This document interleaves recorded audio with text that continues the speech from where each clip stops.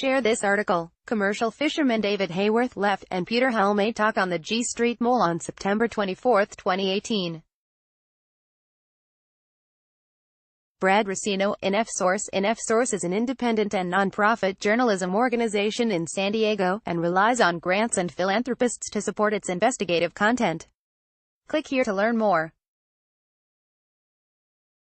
After years of negotiations, San Diego's fishermen and a local developer have signed an agreement to recapture a lost piece of the city's history, a thriving commercial fishing trade that once employed thousands of people while netting hundreds of millions of dollars. Much of the agreement focuses on 5 acres called Tuna Harbor, and the role it will play within Seaport San Diego, the billion-dollar waterfront development expected to break ground in 2022. The marina is expected to provide a true, working waterfront, a unique attraction for the Seaport project, an economic boon for the region and an opportunity for the fishermen to revive their struggling industry. Throughout the talks, InFsource monitored the arguments, near implosions and compromises that finally led to a deal being signed last month. It was a rare and noteworthy episode in San Diego history. Downtown land was up for grabs, and the two sides vying for a part of its future couldn't have contrasted more in their history, finances or motivations. It wasn't easy, Peter Halme said.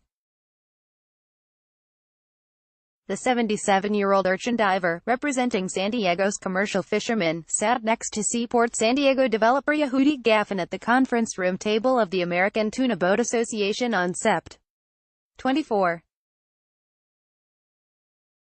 For years, Halme had worked for this moment, though in a way he'd been planning it for decades, as one of the biggest advocates for commercial fishing's fantastic future in San Diego. Watch fisherman Peter Halme and Seaport San Diego developer Yehudi Gaffin discuss the agreement Gaffin signed for Seaport and sat a head shorter from the tip of Halme's shock of white hair.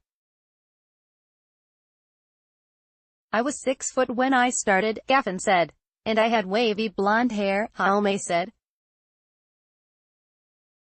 The papers on the table were an ending point, but also a beginning. There are still government agencies, private interests and the public to appease. "Not easy steps," said Alex Buggy, seated to Halme's right. The former Navy SEAL has spent the past 3 years as the intermediary between the fisherman and developer. "But if we do it together, we have a better chance of succeeding," Buggy said. San Diego's commercial fishermen rarely cooperate with outsiders. Moneyed interests, including developers, are naturally interested in their bayfront properties. Hotels lined the downtown North Embarcadero. 2 different billion-dollar developments are coming to the central Embarcadero, home to Tuna Harbor. A third waterfront project, one of the largest on the West Coast, is expected to break ground on the Chula Vista Bayfront in 2019. Halme, who had been negotiating on behalf of a disparate and unruly group of fishermen for the past 3 years, pointed to Gaffin and Buggy. "And one thing these people never said was, how do we get rid of these guys?" Gaffin smirked. "We thought we could until we met you," he said. In-depth San Diego news. Sign up for the InFsource newsletter today. Setting the scene 2 years earlier, at the same table, Peter Flournoy considered the news media's portrayal of his clients as cowboys of the sea. From Washington, D.C., to Papua New Guinea, the 74-year-old maritime attorney has represented fishermen for decades. A map of the world took up much of the wall behind him. San Diego Bay lapped outside his windows. "I guess it depends on what you think of as a cowboy," Flournoy said. "If you think of cowboys as outlaws or cattle rustlers or stuff like that, that's not commercial fishermen. If you think of cowboys as independent, tough, resilient, hardworking, with deep character, kind of people, then yeah, maybe you can call them cowboys." Many of these San Diego cowboys displayed those traits in public meetings, private talks, aboard their boats and underwater during the years of negotiations with Gaffin. They also showed volatility, a lack of organization and a level of distrust that sometimes bordered on paranoia. Few interviewed had high hopes for Gaffin when his Seaport project cleared a hurdle on July 13, 2016.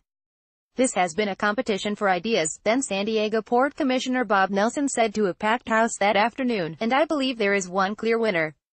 The competition was over 70 acres of public land and water along the central Embarcadero.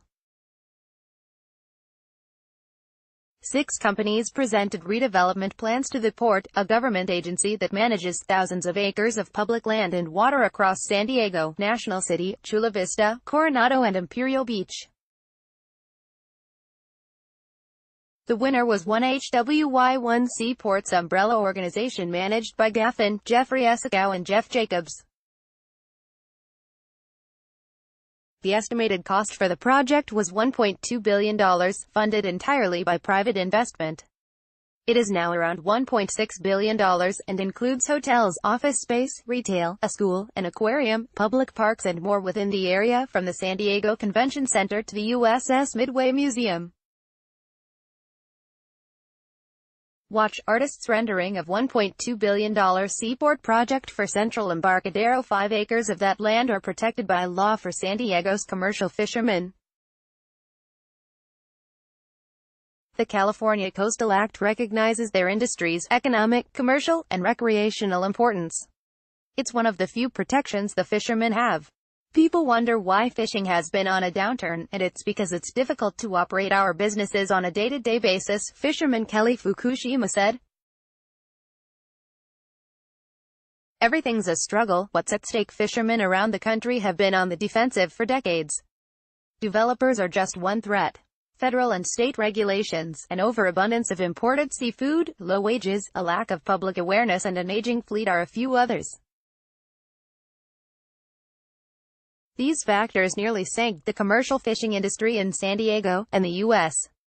over the past half-century, and the maritime economy along with it. San Diego, once known as the tuna capital of the world, went from employing more than 4,100 people in boats and canneries in 1971 to closing its last factory in 1984.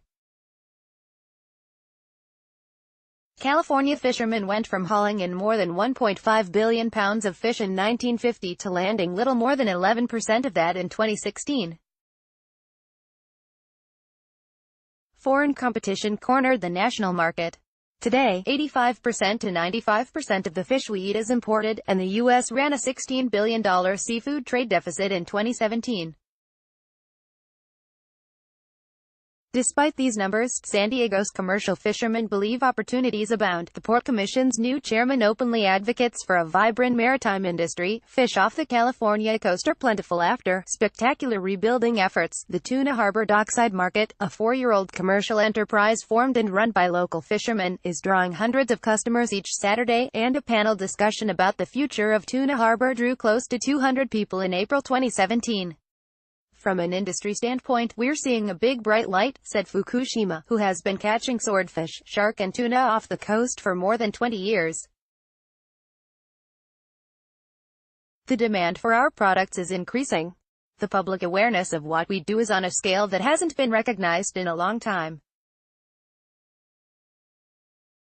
There's a great opportunity for fishing, and we need to promote it better, he said. We also need to have the infrastructure to do it right. The Tuna Harbor Dockside Market on October 7, 2016. Megan Wood, an F-source, from Gaffin's perspective, if San Diego fishermen are equipped with that infrastructure and support, they'll generate a true, working waterfront, like those in Morro Bay, San Francisco, Seattle and Tacoma. A working waterfront also opens the door to possible apprenticeships, branding campaigns, a network of local buyers and a fishing museum, Gaffin and others said. Those elements could create a maritime district in downtown San Diego. But key to that future is the physical state of Tuna Harbor. On the docks, fisherman David Hayworth looked around the marina this past August, and pointed out rotting piers and dilapidated docks before motioning toward a landscaper. That guy's out here every day, tending to the flowers, Hayworth said, while what really needs to be maintained is ignored. The Port of San Diego is responsible for taking care of the harbor, but it hasn't been doing the best job. Docks are falling apart, many are unusable. Storage is lacking. One study from 2010 found it would take $2.4 million to $8.4 million to renovate Tuna Harbor. Port Chairman Rafael Castellanos acknowledged the marina's backlog of deferred maintenance but said it's not unique to Tuna Harbor. We have 34 miles of coastline, 6,000 acres, Castellanos said of the port. We would like for all of that to be in perfect condition, but the reality is we have to make choices every year.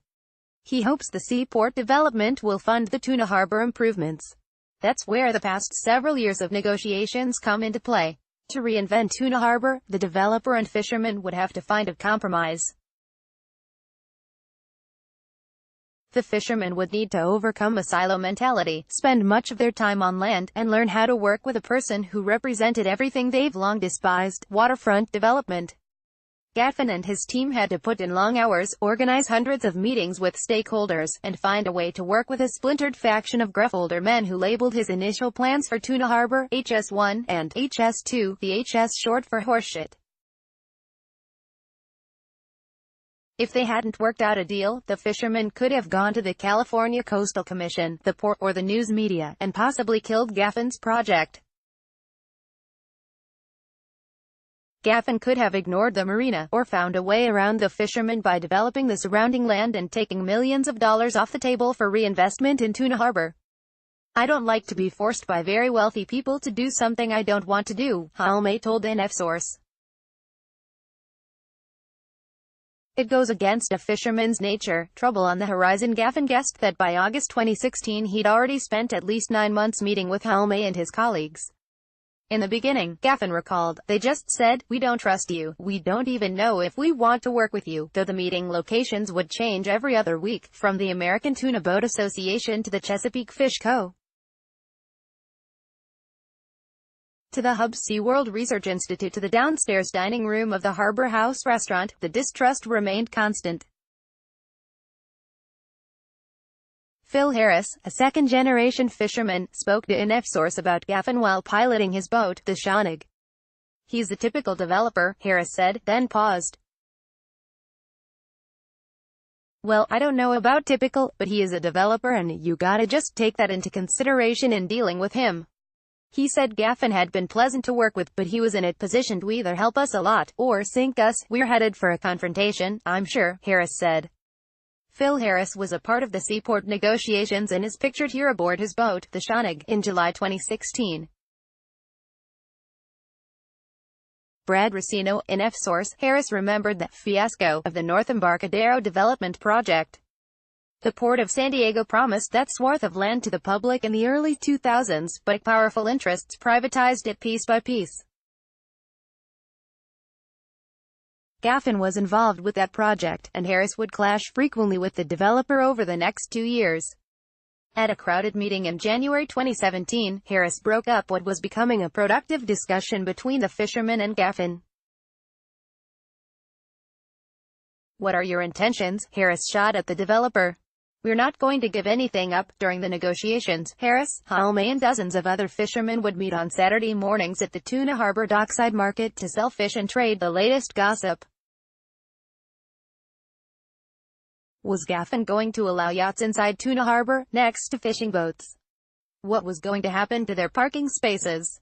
Was he going to jack up the rent? Even after more than a dozen meetings, they continued to doubt Gaffin. They are suspicious of the outcome and why this is being done, Gaffin told NFSource at the time. They don't trust the data, and to some extent don't trust us.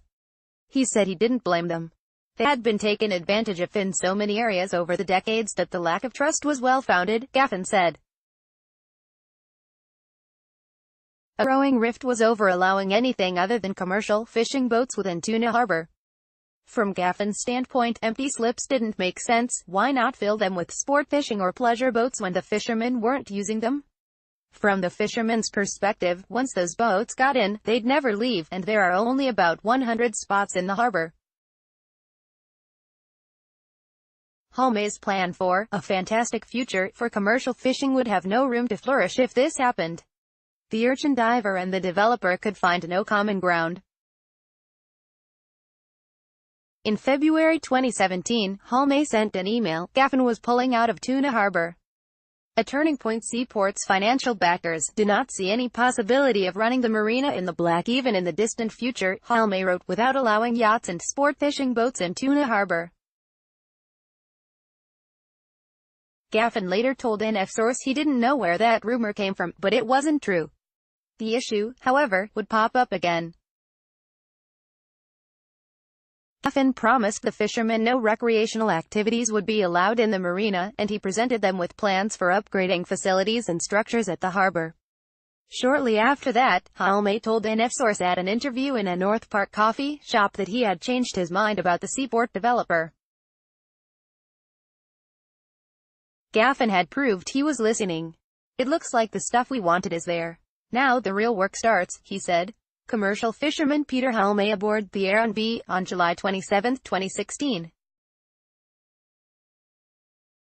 Brad Racino, an F source. Halme was joined that day by Teresa Talley, a scientist and researcher at the Scripps Institution of Oceanography.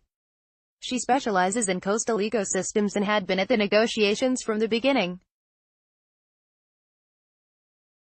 She started by helping the fishermen find a unified voice, then transitioned to being what she called a referee at the meetings. In the summer of 2016, Talley and her colleagues at the University of California, San Diego published a research paper. It found only 8% of San Diego's 86 seafood markets consistently carried locally sourced fish. Reasons cited included a small fishing fleet, prevalence of imported seafood, limited waterfront and urban infrastructure needed to support a local seafood system, and a lack of public awareness about local fisheries. The week after an F source met with Halme and Talley, Gaffin sat for an interview at his office in Sorrento Valley. "This is taking almost every waking moment of my day, 7 days a week," Gaffin said. "It's at a very critical stage of the project right now. But things were going better than he expected. There was mutual trust and collaboration developing," Gaffin said. The two sides were on a path together. "I must say that after our last meeting a couple of weeks ago, it felt really good," he said. "I think it was the aha moment. That good faith lasted a month or so. Then, at an April 2017 port meeting, the fishermen erupted when the board proposed zoning Tuna Harbor as mixed-use to them. That was a nebulous term that meant removing protections given to them by state law. The fishermen thought we did it," Gaffin told an F source the morning after the meeting. "We had nothing to do with it. It came as a surprise to us," he said. The port ended up dropping the mixed-use designation, though the fishermen's distrust would persist for months. Deal falling apart this year. On Feb. 3, Gaffin told an F source the negotiations were crumbling. Talks with the fishermen were transitioning from a win-win to a lose-lose, he said, because a small group of mavericks wouldn't accept anything he offered. He said his team was willing to pump millions into Tuna Harbor, but the fishermen needed to give up something. They needed to agree to having secondary uses at the harbor when fishing boats weren't filling up the piers. Halme, Hayworth, Harris and Flournoy gathered on the G Street Pier that day. They said they were in the same position as they were 10 months before, but that Gaffin had become secretive and stopped listening to their concerns. But before a big meeting in front of the Port Commission on March 13, the fishermen got some concessions and decided it was better to stick with Gaffin than risk everything they'd worked toward. The meeting drew people from the San Diego Regional Chamber of Commerce, San Diego Tourism Authority, Scripps Institution of Oceanography, UC San Diego, the San Diego Waterfront Coalition and others. Almost all spoke in support of Gaffin's Seaport project, as did Halme and Flournoy. "When we started, we were almost talking two different languages," Halme said to the commission. "We look at the port from the water in, and most developers look at it from the land, from the buildings, all the way to the edge of the water. I think we can make it into a beautiful area that would not only reflect on the history and tradition, but would be an efficient way of marketing our fish.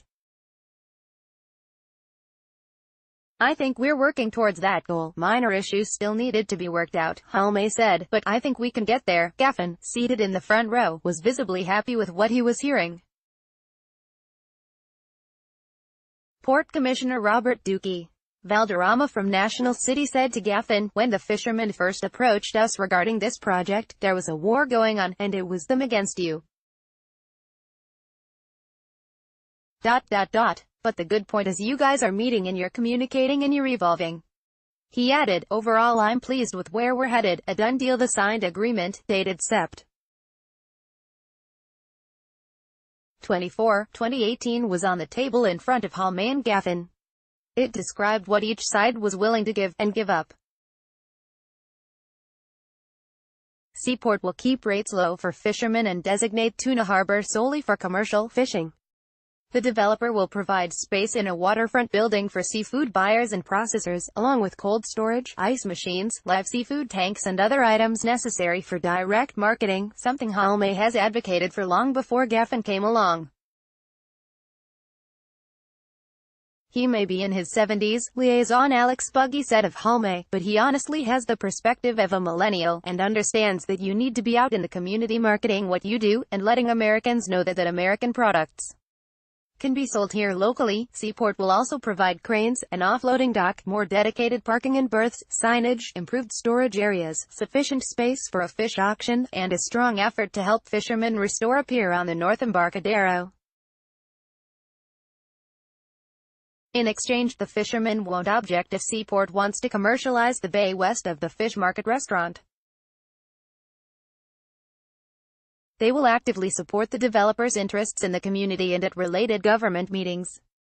And they're still negotiating how much space to cede in Tuna Harbor for other uses when there is no demand for a commercial fishing slip, but no recreational boating is allowed. Shortly after signing the deal, Gaffin reflected on the past 3 years dealing with Halmay. A lot of credit goes to him for persevering through, Gaffin said. Halmay could have been out fishing and making a living, but instead his dedication to building a future for San Diego's commercial fishermen helped lay the groundwork for the agreement on the table, Gaffin said. Without him, we would never have got here, the developer said. Halmay accepted the praise in his own way, joking that those kind words will make his fellow fishermen think he's been paid off. The ink had dried. The two sat back in their seat. The treaties that the fishermen have signed with the port haven't been very good for the last 30 years, Halmay said. We've kept losing and losing and losing. Finally, I don't think we're losing in this by year's end, Gaffin said. Seaport will present a final project description, which for Tuna Harbor means a fairly precise layout of infrastructure, slip sizes, building footprints and square footage. Then it will to the Port Commission, the California Coastal Commission and the State Lands Commission. Once an environmental impact report is finished, Gaffin said, Tuna Harbor could be rebuilt in less than a year. It's gonna be a slow build, Buggy said. But once it crests, it's going to have this huge upland economic impact that's going to be great for San Diego. But Halmay did exercise a note of caution, quoting the famous philosopher Mike Tyson, a plan is good, Halmay said, until you get punched in the face. Plan to revive San Diego fishing industry agreed upon by fishermen. Developer was last modified October 24, 2018 by NF Source. Greater than. Subscribe to Times of San Diego's free daily email newsletter. Click here to follow us.